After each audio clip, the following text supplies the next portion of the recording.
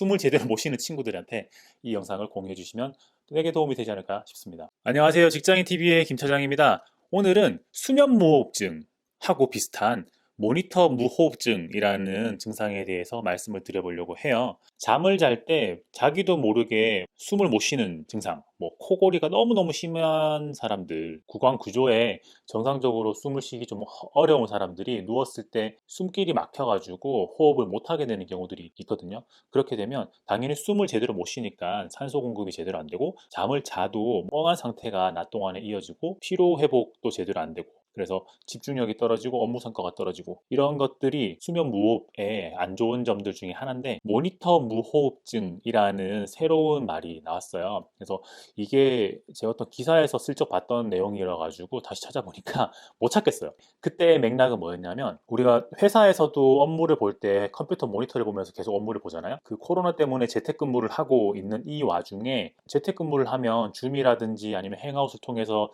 화상 미팅을 많이 하는데 그것도 역시 사람을 보고 있는 게 아니라 모니터를 보고 있는 거잖아요. 흥미로운 게 모니터를 주시하고 있는 그 동안에 호흡의 빈도 그리고 호흡의 깊이가 굉장히 낮아지고 얕아진다고 해요. 그 글을 보고 저도 제 상태를 한번 측정을 해 봤거든요. 그랬더니 원래는 그 흉곽이 넓어졌다가 다시 작아지는 그 폭이 운동할 때를 100이라고 하면 저는 평상시에는 한 80 정도, 80 정도라고 생각을 했는데 그 모니터를 쳐다보고 있는 동안 그리고 화상 전화를 하는 동안에 제 호흡의 그 깊이가 굉장히 얕아져가지고 한 40, 50 정도밖에 안 되는 것 같더라고요. 굉장히 얕은 숨을 가쁘게 혹은 천천히 이렇게 쉬고 있어가지고 이게 모니터 무호흡증이라는 거구나 라는 생각을 하게 되었어요. 그런 거를 알고 나니까 그때부터는 호흡이 좀 얕아진다, 속이 갑갑하다 싶으면 의식적으로 가슴을 펴고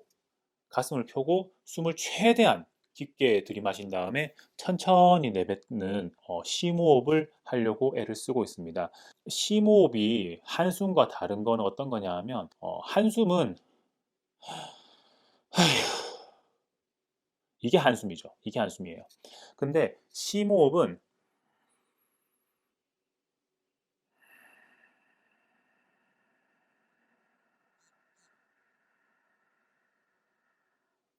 이게 심호흡이에요. 어떤 차이가 있냐 하면 한숨 같은 경우에는 들이마시는 속도보다 내뱉는 속도가 더 빠르거나 아니면 같아요. 그래서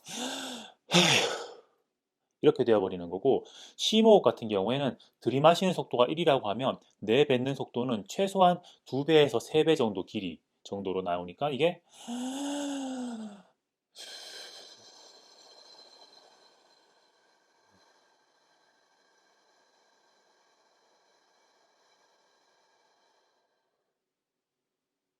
이게 심호흡인 거죠. 숨을 들이마실 때는 숨의 깊이, 흉곽이 얼마나 벌어지느냐를 한번 생각을 해보고 숨을 내뱉을 때는 숨을 내뱉는 속도 최대한 길게 뽑아준다라는 느낌으로 호흡을 하면은 모니터 무호흡증이 생기더라도 당장 컨디션을 정상으로 좀 회복시키는데 도움이 되는 것 같아가지고 이렇게 말씀을 드려요. 수면 무호흡증은 자다가 배우자가 남편 숨 넘어간다고 숨 마신다고 이렇게 신고하기도 해가지고 병원에 끌려가서 치료받기도 하는데 이 모니터 무호흡증 같은 경우에는 내가 스스로 자각하지 못하면 저도 그 글을 읽기 전에는 제가 모니터를 보고 있을 때 핸드폰을 보고 있을 때 어떤 영상 어떤 화면에 집중하고 있었을 때 제 호흡이 그렇게 얕아진다라는 걸 자각을 못하고 있었어요. 그러니까 어떤 화면에 집중하고 있었을 때 호흡의 깊이가 얕아지고 빨라지고 이런 것들은 어쩔 수가 없는 거라고 해요. 사람이 어떻게 집중하게 되면 그렇게 된다고 하는데 문제는 우리의 일상생활에서 지금 어떤 화면에 집중하는 경우들이 너무 많다는 거죠. 너무 잦다는 거죠. 유튜브도 그렇고, TV도 그렇고, 영화도 그렇고, 일할 때 보는 컴퓨터 모니터도 그렇고. 그렇기 때문에 이걸 자각을 하면 그때는 어떤 순간, 내가 호흡을 제대로 안 하고 있나? 라는 걸 느끼는 그 순간 제가 방금 말씀드렸던 그런 심호흡을 통해서 본인의 컨디션을, 본인의 일상 컨디션을 좀 관리하는 것도 이 코로나 시대에 우리가 모니터를 피할 수가 없기 때문에 이런 거를 좀 극복해 나가는 좀 좋은 방법이 아닐까라고 생각을 합니다. 그리고 하나 더 말씀을 드리면 저는 아침에 헬스장에 가서 운동을 하고 스트레칭을 할 때 음악을 들으면서 하거든요. 운동을 할 때는 유튜브에 있는 토크쇼라든지 아니면 정보, 투자, 정치 이런 쪽의 그 방송들을 구독을 하면서 계속 그걸 들으면서요. 음악을 듣는 게 아니라 그냥 방송을 들으면서 하는데 아침에 헬스장에 가서 운동을 하기 전에 몸을 웜업 시키는 그 시간에는 스트레칭을 할 때는 음악을 들어주는데 그 음악을 저는 박진영의 옛날 데뷔곡 날 떠나지 마를 들으면서 하거든요. 왜 그러냐 하면 박진영 같은 경우에는 자기가 철저한 자기 관리를 하는 사람으로 되게 유명하잖아요. 그분의 음악을 들으면서 아, 박진영은 그래, 철저하게 자기 관리하는 사람이야 라는 걸 스스로에게 리마인드하는 그런 의미도 있고, 제가 뭐 좋아하는 음악이기도 해서 그렇지만 그 템포가 굉장히 일정하기 때문에, 뭐 음악의 템포는 다 일정하지만 그 템포가 굉장히 일정하고, 제가 그 음악의 디테일한 그 반주, 뭐 펑크션 이런 소리들을 다 알고 있기 때문에 거기에 맞춰가지고 양쪽 어깨부터 몸을 풀기 시작해서 뭐 어깨, 머리, 목, 등, 허리, 다리, 발가락 끝까지 이렇게 내려가는 루틴으로 하는데, 이게 같은 음악의 같은 동작을 매번 반복하다 보면 이게 약간 국민체조처럼 그 음악의 플로우를 다 알고 있기 때문에 제가 그 다음 동작이 자연스럽게 나온다는 그런 장점이 있어요. 그리고 시간도 일정하고 어떤 음악의 구간별로 저의 동작들이 다 정해져 있기 때문에 굉장히 일정한 그런 스트레칭을 할 수 있다라는 그런 장점이 있습니다. 그리고 낮에나 아니면 식곤증이 오는 오후쯤에 한 번씩 날 떠나지 마를 한번 들어주면 좋아요. 아침에 그런 스트레칭 할 때 기분도 나고 그 음악에 맞춰가지고 약간 저도 모르게 이렇게 스트레칭을 좀 음악을 들으면서 할 수 있기 때문에 이런 방법도 한번 써보시는 것도 추천드립니다. 스트레칭이나 아니면 약간 자기의 기운을 나게 하는 그런 음악을 하나 골라가지고 그 음악이 나올 때마다 특정한 스트레칭 행동, 팔을 이렇게 당겨준다거나 하는 그런 특정한 스트레칭 행동을 계속 반복을 하다 보면 그 음악이 나오면 나도 모르게 컨디션이 그 음악에 맞춰서 스트레칭을 할 때의 컨디션으로 올라가더라 라는 말씀을 오늘 하나 더 드렸습니다.